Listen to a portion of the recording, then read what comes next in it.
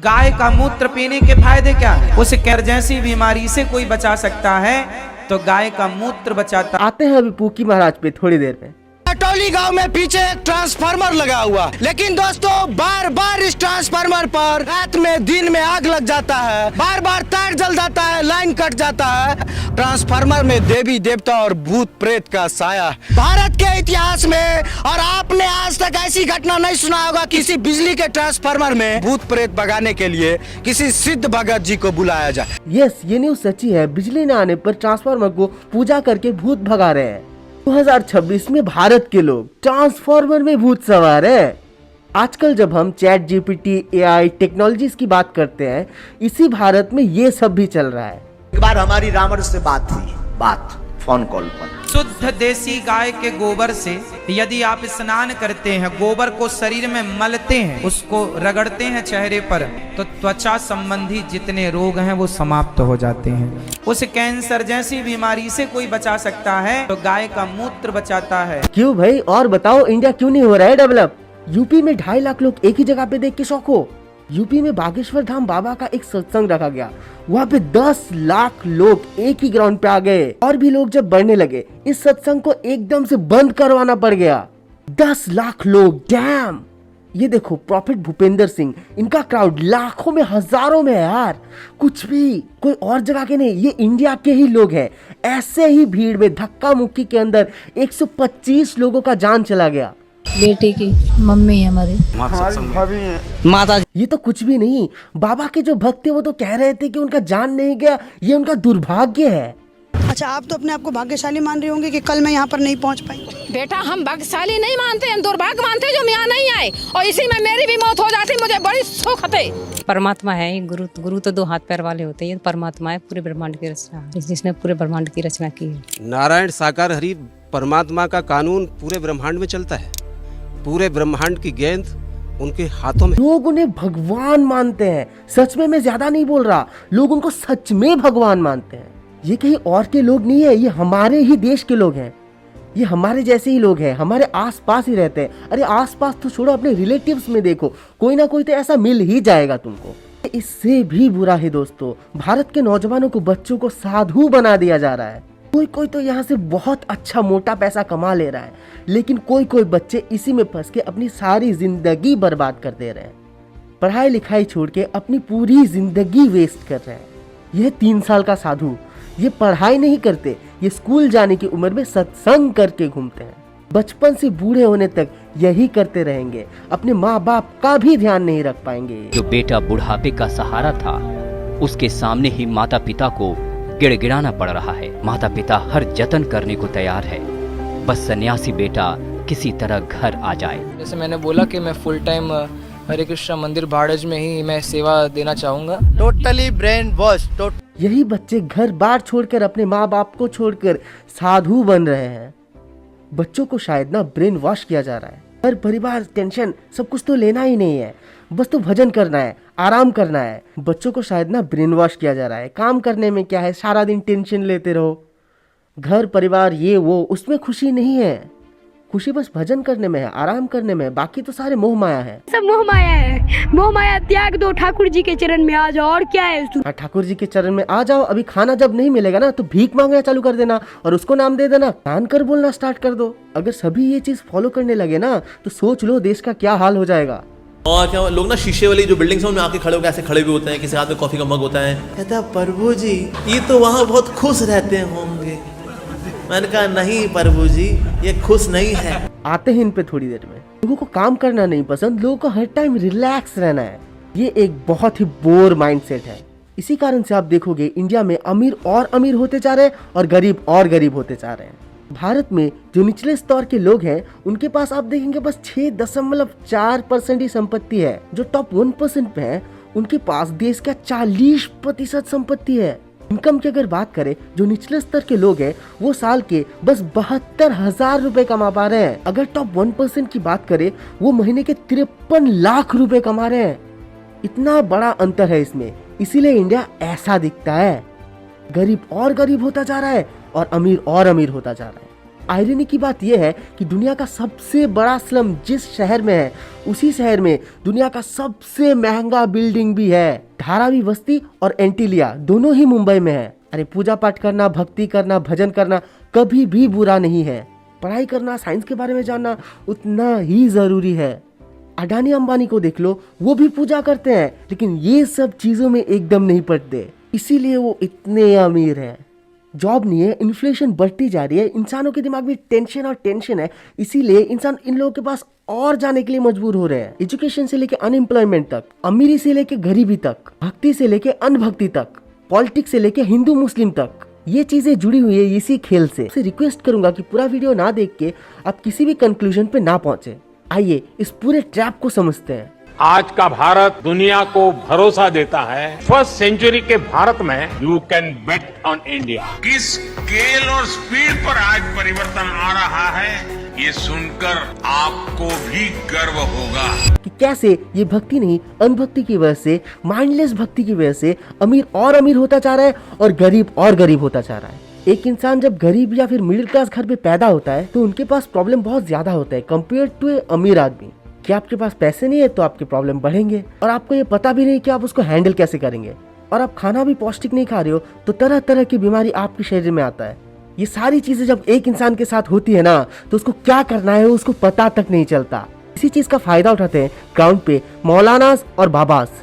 ये झूठे मूठे बात बोलने वाले बाबा आपको हर जगह मिल जाएंगे इंडिया में।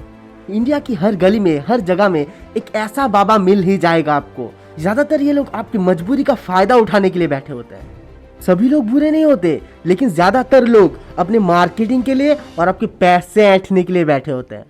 ये गंभीर से गंभीर बीमारियों का पानी में फूंक मारकर इलाज करता है, अगरबत्ती घुमाकर हर रोग को छू मंतर करने का पाखंड करता है। इस्लाम हुसैन और जनाब का पेशा है ये लोगों को थप्पड़ मारकर, उनके बाल खींचकर और धक्का देकर प्रेत बाधा दूर करने का दावा करता है। मौलाना ने एड्स और कैंसर तक का इलाज कर दिया है। आप अपनी प्रॉब्लम लेकर उसके पास जाओगे, वो आपको एक जड़ी बूटी थमा देगा और वो जड़ी बूटी कहाँ से आया है, कौन सा पेड़ है, कौन सी जड़ी बूटी है, ये आप पूछोगे भी नहीं। तो 500 और 1000 रुपए मांगेगा, आप उसको दे के आ भी जाओगे। लोगों की इनसिक्योरिटी का फायदा उठाना आज के डेट में स्टार्टअप बन चुका है। गाय का मूत्र बचाता है। और सबसे खराब बात तो ये है 2026 में भी ये चीज सबसे ज्यादा कॉमन है।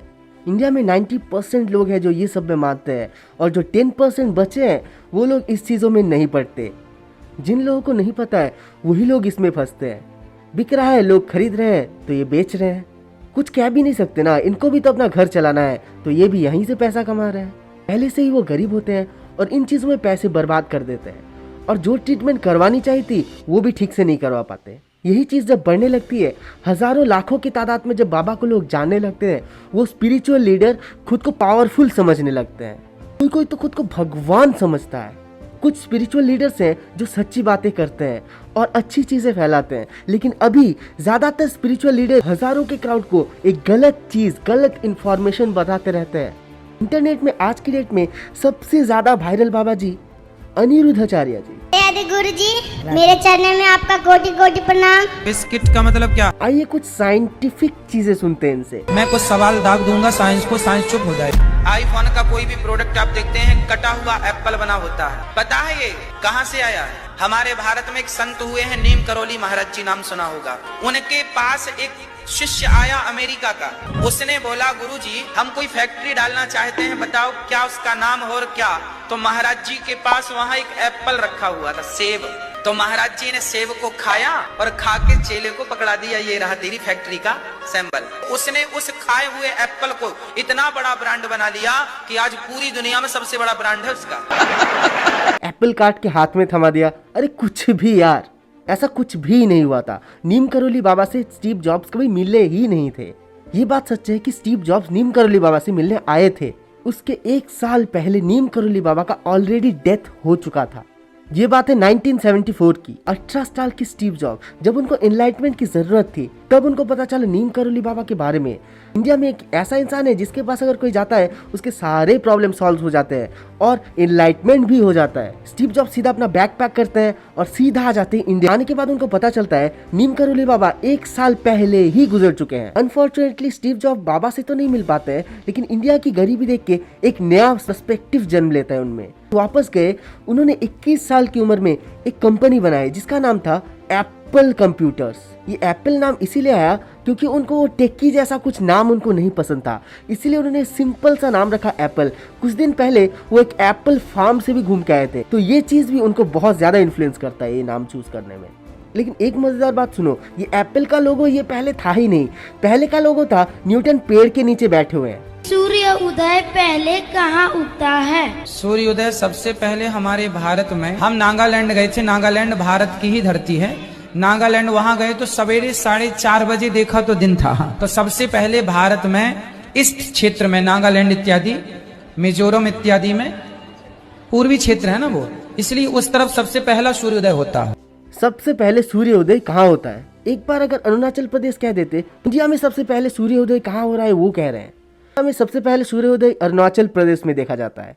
लेकिन ये कह रहे पूरे दुनिया में सबसे पहला सूर्योदय इंडिया में होता है और नागालैंड में होता है। इंडिया में बच्चे को पता है कि वर्ल्ड का सबसे पहला सूर्योदय जापान में होता है। नहीं होता है, जापान असल में सही आंसर नहीं है। टेक्निकली देखें तो सूर्योदय कभी होता ही नहीं है, सूरज जलता ही रहता है। इंटरनेशनल डेडलाइन को मद्देनजर रखते हुए इंटरनेशनल डेडलाइन को ध्यान में रखते हुए जिस भी कंट्री पर पहला लाइट पड़ेगा वहीं पर सूर्योदय पहले होता है माना जाए। इंटरनेशनल डेडलाइन के सबसे पास जो कंट्री है उसका नाम है किरिबास। यहाँ पे एक आइलैंड है जो वर्ल्ड का सबसे पहला सूर्योदय देखता है और उस आइलैंड का नाम है millennium. Japan is located in the east of Indian continent, इसीलिए जापान को the land of rising sun कहते हैं। लेकिन वो टेक्निकल सही आंसर नहीं। यहाँ पर देखो हजारों लोग खड़े हैं, हजारों बच्चे बैठे हैं, तो सभी ने क्या सीखा? इंडिया में सबसे पहला सूर्योदय होता है। बाबाओं का ये ज्ञान 2026 में सब लोग देखने आ रहे हैं। अमेरिका और भारत में जमीन आसमान का अंतर है। अमेरिका के वहाँ ग्रीन कार्ड होता है, जैसे हमारे यहाँ आधार कार्ड होता है, ऐसे वहाँ का ग्रीन कार्ड होता है। उस ग्रीन कार्ड में वहाँ की माता का नाम तो है, वहाँ बाप का नाम नहीं होता। क्यों? क्योंकि बाप कंफर्म ही नहीं हो लोगों। आप कहते कि आप विश्वगुरु हो, कुछ भी मन में है बोलना है क्या? ग्रीन कार्ड में पापा और मम्मी दोनों का नाम नहीं होता है, क्या उनका माँ बाप दोनों ही नहीं है? ये सब कहने का एक ही कारण है, आपको गर्व फील करवाना है। आप सबसे बेस्ट हो, आपका देश सबसे बेस्ट है, आपका रिलीजन सबसे बेस्ट है और आपकी सारी चीजों के बारे में आपको बेस्ट फील करवाना है इनको। पापा मतलब पाप आ, पाप को पापा कहते हैं। पापा का अर्थ होता है पाप, पाप आ भी होता है, पापा पापा। मम्मी, मम्मी मीन्स मरी हुई, मम्मी, उसे मम्मी कहते हैं। वो डुबा के रखना, खराब ना होना, उस प्रोसेस को मम्मी। तो मरी हुई नहीं है आपकी माँ, जिंदा है। बिरयानी, वीर की रानी, वीर की रानी, ऐसे हम 50 बना सकते हैं। बिस्किट का मतलब क्या है? बिस्की किट, जिसमें विष कूट कूट के भरा। महिलाओं के बारे में भी बाबा जी का बहुत सारे कंट्रोवर्शियल ओपिनियन रहे हैं। स्त्रियों को प्रणाम लेट कर नहीं करना चाहिए। स्त्रियों के जो स्तन होते हैं वह पृथ्वी माँ में टच नहीं होना चाहिए। मैंने कहा दूध तो तुम्हारी बहन भी देती है, पर तुमने माँ का ही क्यों पिया? ये जो 10 लाख का क्राउड इन बाबा के पास पहुंच जाता है और बेवकूफ बन जाते हैं। गाय के गोबर से यदि आप स्नान करते हैं, गोबर को शरीर में मलते हैं, यदि उसको रगड़ते हैं चेहरे पर, तो त्वचा संबंधी जितने रोग हैं वो समाप्त हो जाते हैं।